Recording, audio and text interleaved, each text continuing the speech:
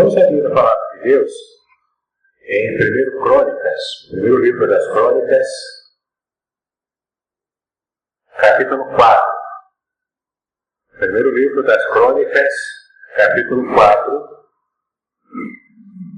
versículos 9 e 10.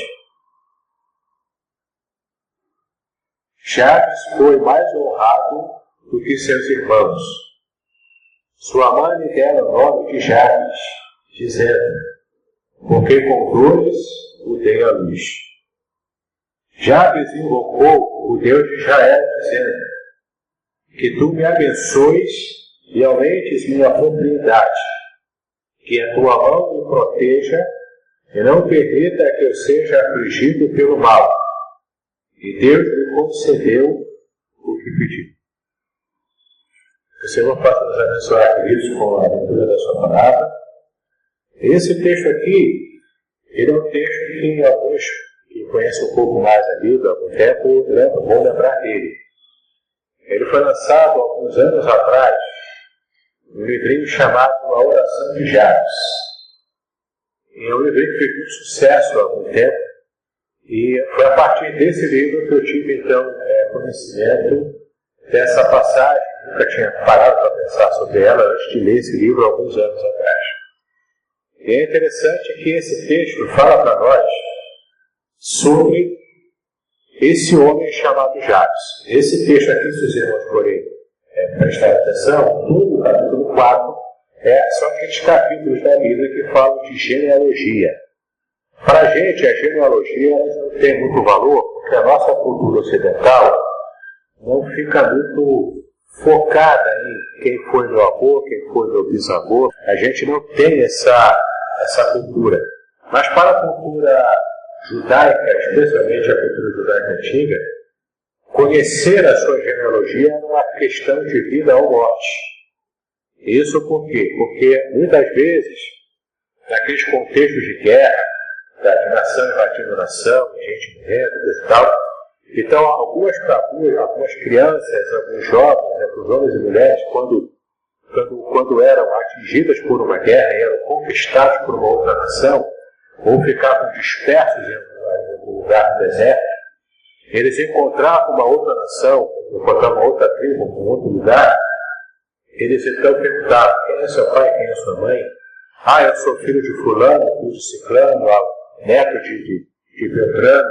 E então, quando vai falando a própria genealogia, ele falava: olha, meu avô conheceu o seu avô no ano tal, e o seu avô ajudou o meu avô, então vem cá que eu vou te ajudar também, já que a nossa família ela se ajudou no passado. Então, para o judeu da antiguidade, conhecer genealogia era muito importante. As crianças, desde cedo, aprendiam quem eram os seus avós, os seus tataravós e por aí vai. Por causa disso que a Bíblia, em vários textos, ela faz referência à genealogia. Esse capítulo 4, 1 Crônicas, é um texto de genealogia. Mas o mais interessante é que, além de fulano que gerou Beltrano, nós temos aqui também, nos versículos 9 e 10 que nós já vemos aqui, nós temos uma pausa em toda aquela cadeia genealógica. Nós temos uma pausa. O cronista, então, para de dar espiar aquela lista de pessoas e nomes, e então fala especificamente de Jabes. Ele fala no versículo 9 que Jabes era um homem que deu à sua mãe um parto difícil. A mãe de Jabes, que a gente não sabe o nome dela, ela deu o nome de Jabes para o seu filho porque ela deu a luz a Jabes com muitas dores. Então a gente percebe aqui que também o traço da cultura judaica antiga é dar nomes com significados específicos aos filhos. Aqui em nosso país, na cultura ocidental, a gente faz algo parecido com os apelidos. Se alguma coisa aconteceu com alguém, alguma coisa que marcou a vida de alguém, a gente cria um apelido para essa pessoa. No Antigo Testamento, o povo fazia esse tipo de coisa com o nome próprio da pessoa. Por isso que em várias passagens da Bíblia a gente percebe também o próprio Deus até mandando trocar o nome, como ele trocou de Jacó, em hebraico Jacob, que significa imperador, suplantador, que passou para Israel. Israel, que é o homem, homem, Ra, que luta é o Deus. Então, o homem que luta com Deus. Por causa disso, Deus mandou mudar o nome de Jacó. Também aconteceu isso com Abraão, que Avram, em hebraico, pai exaltado, mudou para Abraham, em hebraico, que é o nosso Abraão, que significa o pai de multidão. Então a gente percebe aqui que toda essa cultura de mudança de nome, o nome tem um significado, e isso também era muito importante para a cultura judaica antiga. Então a gente vê aqui a mãe de Jabes dando o nome para o seu filho, como uma referência às dores de parto que ela teve. Porque Jabes em hebraico pronuncia-se Iabes. Iabes em hebraico significa pesar, no sentido de pesar, tristeza, sentimento, por causa do parto difícil que ela teve. Então você percebe Iabes já desde cedo tendo a sua vida marcada por um nome já pesado, por um nome que já falava sobre uma dor que ele provocou no nascimento à sua própria mãe. Então, Jabes tinha tudo para ser um homem, uma criança, um homem traumatizado. Ele tinha tudo para crescer sofrendo bullying na sua escola lá em Israel Antigo. Ele tinha tudo para ser uma pessoa complexada. Mas o mais interessante é que Deus tem o poder de mudar a história de alguém, por mais complexado que esse alguém seja. Então você percebe aqui Jabes tendo um passado como esse, passado pesado. Mas no versículo 10 você percebe que esse Jabes, esse Iabes, esse que causou pesar à sua mãe, que causou dores à sua mãe, ele no versículo 10 o texto diz que ele se levanta e clama, invoca o Senhor Deus de Israel. E esse clamor que ele faz, ele pede duas coisas. E sobre essas duas coisas que ele pede, a gente pode observar sobre um tipo de prisma qualquer que a gente deseja observar. Eu vou explicar aqui para vocês o porquê isso. O teólogo católico chamado Leonardo Boff, uma vez ele apropriou-se de um provérbio popular que existe aqui no Brasil, e a partir desse provérbio ele construiu toda uma teologia em cima disso. O provérbio é o seguinte, que todo ponto de vista é a vista de um ponto. Você já ouviu falar sobre isso? Todo ponto de vista é a vista de um ponto. Esse provérbio popular ele quer dizer o seguinte, que você pode ver a mesma coisa de prismas diferentes, uma ótica diferente, uma visão diferente. É como também aquela ilustração, muito conhecida também na ilustração antiga, de dois cegos que foram convidados para conhecer um elefante no circo. Então o cego lá foi tateando a tromba do elefante, foi passando a mão pela cabeça do elefante, e ele entendeu que o elefante era pequeno e ele era comprido assim. O outro cego começou a olhar a parte de trás do elefante, começou a tatear as coxas do elefante e o rabo do elefante. Não, o elefante, na verdade, ele é quase igual a uma parede com uma portinha assim, uma porta atrás. Então esses dois cegos, os dois estavam certos. Eles viram o elefante. Viram do jeito deles, né? Claro. Mas a questão é que cada um viu o elefante como um prisma, como uma ótica. Cada um observou o elefante e percebeu o elefante de um jeito que o outro não havia percebido. Então, mesmo nesse texto aqui de Jabes, e o pedido que ele fez a Deus, e o versículo 10 diz que Deus atendeu ao pedido de Jabes. E alguns aqui podem ter perguntado como é que é a oração forte. Não vou ficar perguntando aí se existe oração forte, se não existe oração forte. oração de poder, oração sem poder. Aí o folclore evangélico fala que a oração forte, a oração cheia de poder é aquela que você sapateia, é aquela que você grita, é aquela que você fala, tá certo, isso que eu te falo, e vai por aí afora, né? Só que pela Bíblia a oração forte é a oração que Deus atende. Se você faz uma oração, onde estará se você quiser, e Deus não te atendeu, a tua oração não chegou aí, portanto, você não teve uma oração forte. Se você quiser essa forma de oração forte, a oração forte é a oração que Deus ouve, é a oração que Deus atende. Não sei como é que Jabes fez essa oração, mas a oração que ele fez foi o suficiente para que Deus abençoasse a vida de Jabes naquilo que ele pediu.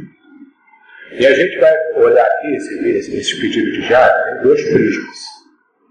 O primeiro prisma, o primeiro ponto que a gente vai observar é o ponto muito famoso hoje do Evangelho, chamado de teologia da prosperidade.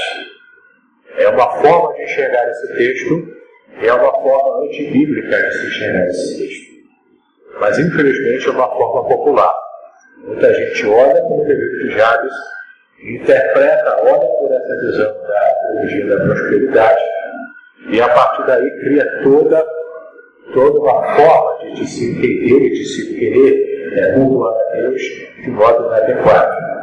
E a outra forma é uma forma que eu tomei emprestado de um grande pregador inglês do século XIX chamado Spurgeon.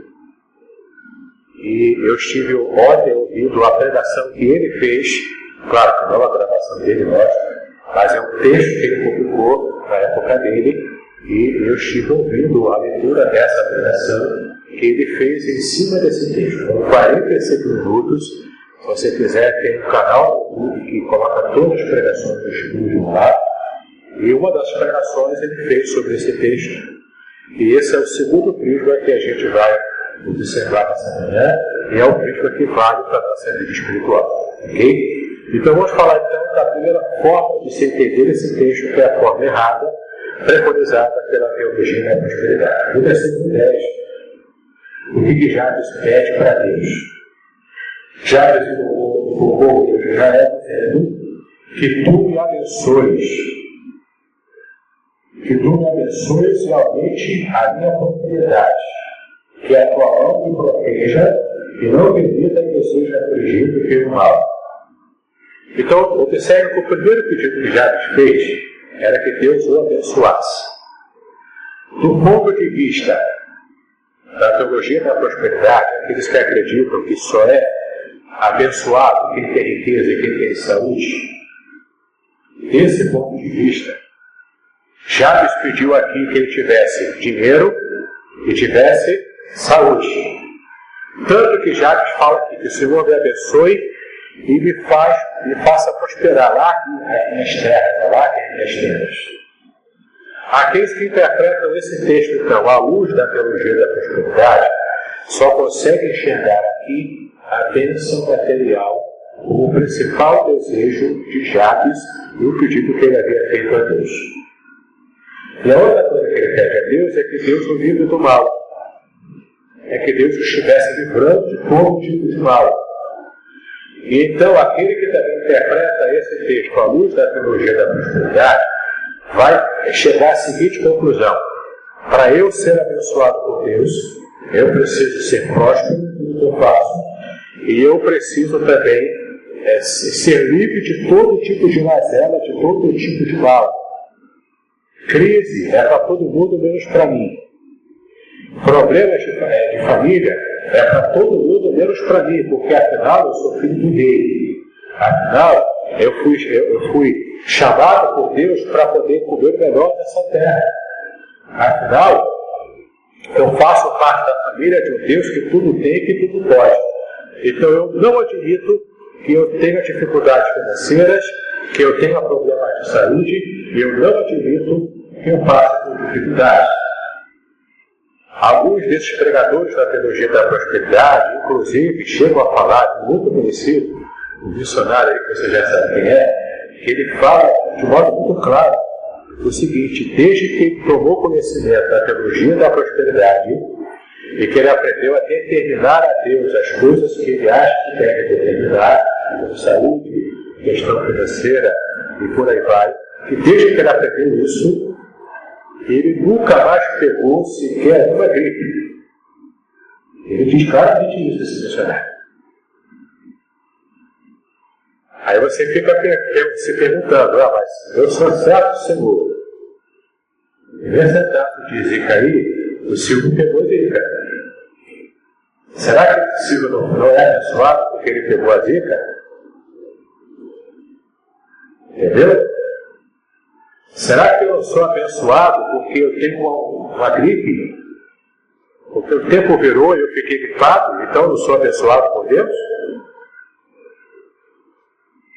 Então a gente entende, começa a perceber que pelo prisma da teologia da prosperidade, entender esse texto aqui como sendo uma referência às bênçãos materiais simplesmente, e a cura de uma doença física, e a total ausência de problemas desse mundo,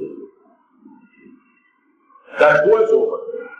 Ou Deus mudou o modo de agir, Deus agiu desse jeito lá com dados iguais com a gente, ou então a gente não era crente, nem cristão a gente é. Porque a gente está muito fora dessa visão desses super crentes que começam a pregar essas coisas por aí fora.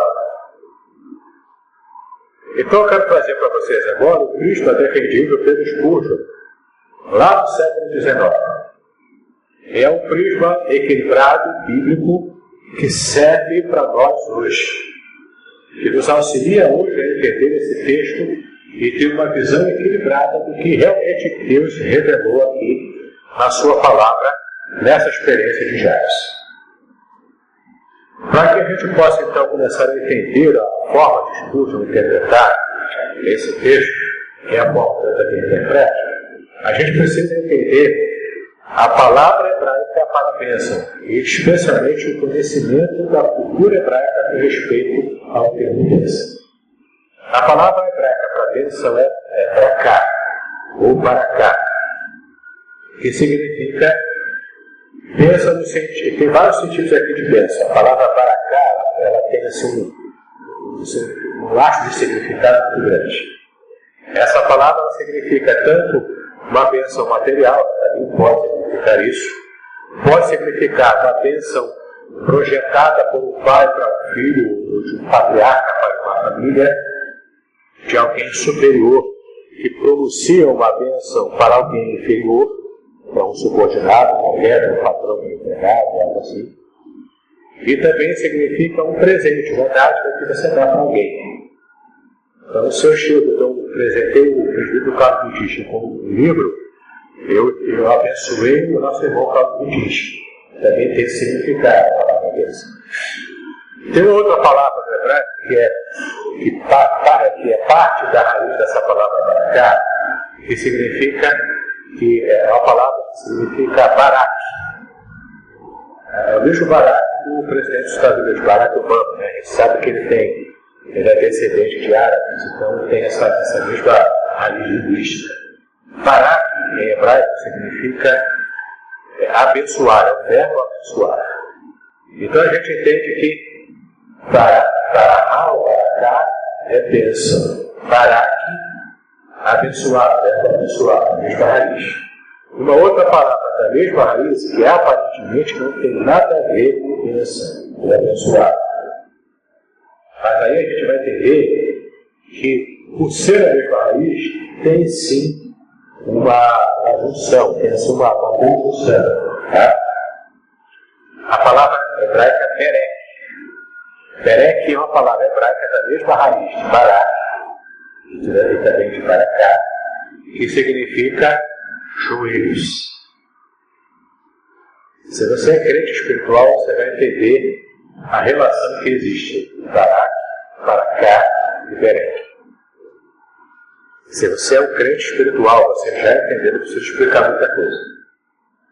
O fato da gente precisar estar em oração, de joelhos, em humildade, como uma condição essencial, não é à toa que é a mesma raiz da palavra hebraica.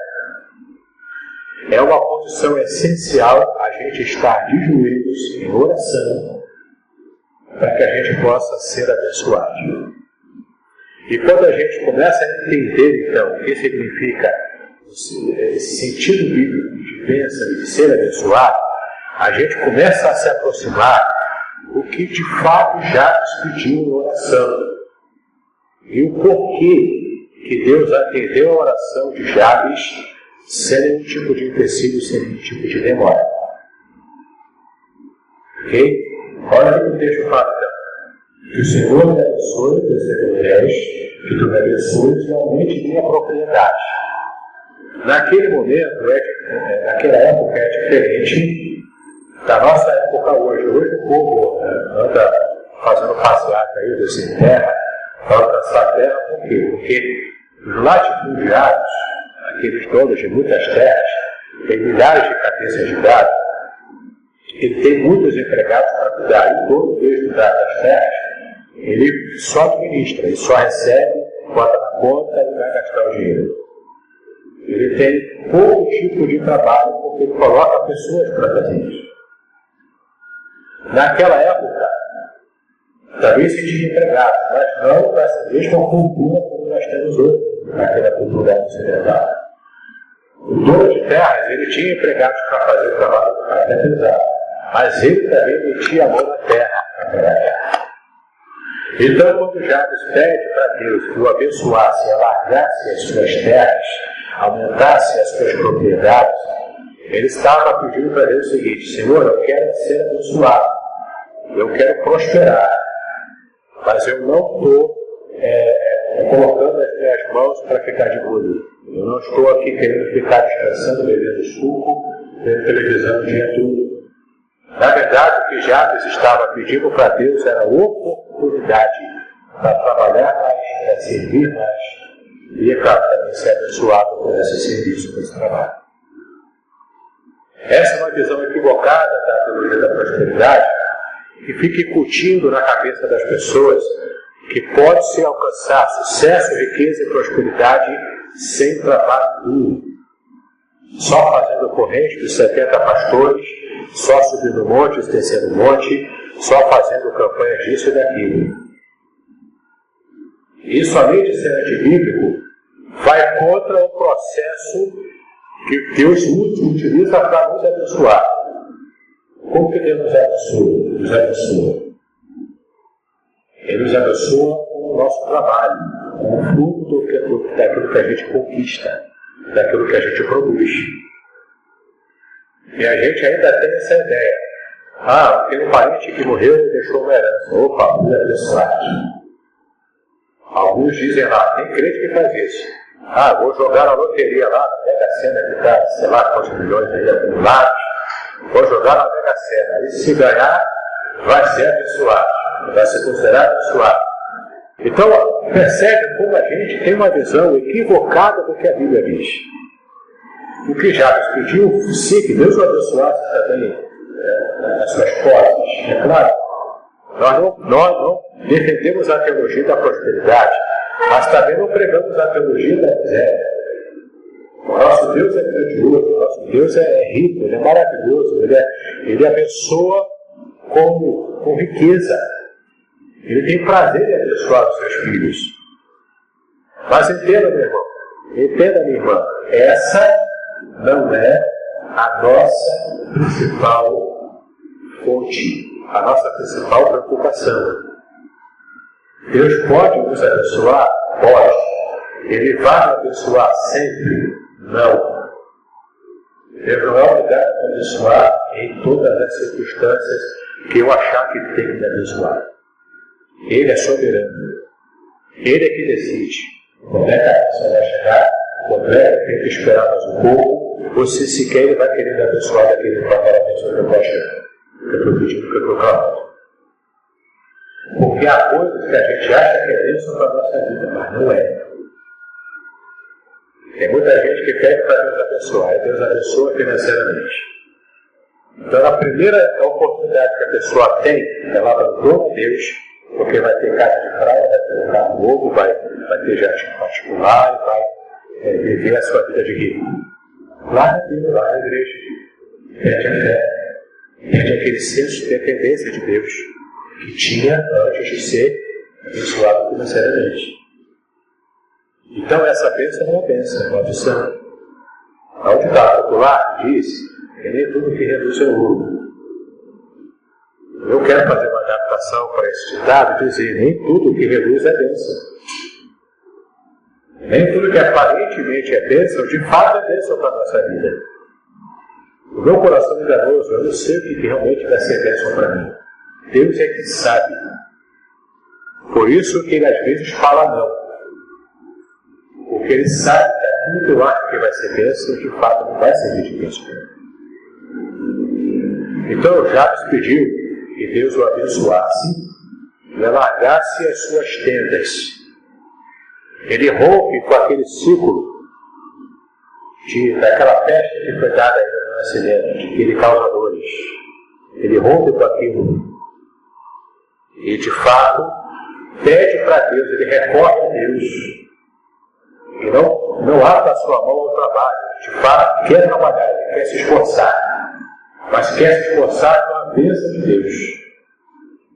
E a segunda coisa que ele pede, que Deus o livre do mal. O próprio Jesus fez essa oração a nosso favor. Em João 17 ele fez. Ele falou: Senhor, Pai, eu não os peço que os tires do mundo, mas que os livres do mal. Na oração do Pai Nosso, ele ensinou a gente a orar assim. Como é que é a oração do Pai Nosso? Pai nosso que estás no céu, santificado seja o vosso nome, venha a nós o teu reino, seja feita a tua vontade, assim na terra como nos céus. O pão nosso de cada dia nos dá hoje. O que mais? Perdoa nossas dívidas.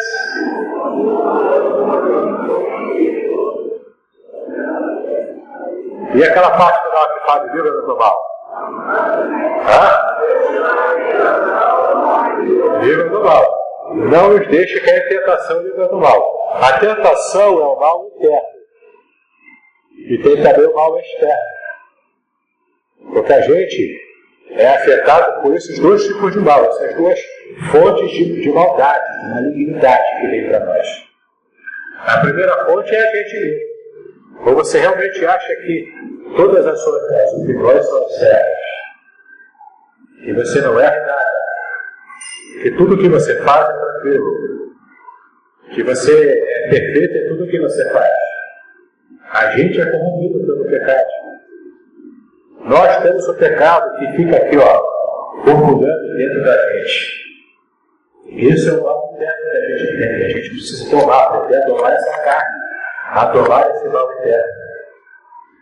E essa oração livra-nos do mal é também por esse mal interno. E livra-nos também dos males e dificuldades, assim, nesse nível, de problemas externos que estão fora do nosso controle. Como eu fiquei sabendo na semana passada que houve aquela família, alguns integrantes da família que foram eletrocutados aqui, perto da gente, aqui em Neves, aliás, na Corranta, perto da gente. E eu fui saber essa semana que eles são membros da família de Ourinho. Eu não sabia disso. Membros da família de Ourinho. Mais perto da gente do que a gente imaginava. Entendeu? Então a gente fica pedindo a Deus que nos livre de males como esses, que a gente não tem como ter controle sobre isso. Catástrofes naturais, acidentes, morte, atropelamento, bala perdida, assaltos. A gente vive numa zona de guerra aqui no Rio de Janeiro, praticamente. Então o que Jabes pediu é o seguinte: me abençoa, Senhor, me faz prosperar. Eu vou trabalhar, eu vou me esforçar para poder fazer jus à tua bênção. Mas também me livra do mal, porque se o Senhor não me livrar do mal, eu não vou conseguir prosseguir, não vai adiantar nada receber a tua bênção, a tua prosperidade, se eu cair aí debaixo do mal desse aí, seja do mal interno, seja do mal externo. Então, quando Jabes fez esse tipo de oração, Spurgeon faz essa conclusão, e eu concordo também com ele,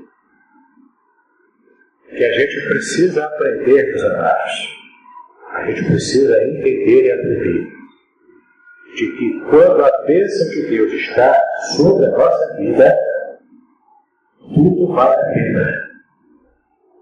Mas se não houver a bênção de Deus, não vale a pena tanta luta no esforço, porque a gente vai estar trabalhando para colocar o nosso salário em segunda vida, em batata vida, colocar o salário no saquitão furado. Que a gente possa aprender a fazer essa oração de Jabes. Rechaçar a teologia da prosperidade, mas também não abraçar a teologia da miséria. Senhor, a pessoa assim, me faz prosperar sim, me faz crescer sim. Mas primeiro, meu relacionamento contigo é mais importante do que as tuas bênçãos. Segundo, eu preciso dos teus livramentos, porque eu dependo de ti. Eu não sou dono do meu próprio nariz. Eu não consigo bancar a minha própria existência. É o Senhor que tem que bancar a minha existência.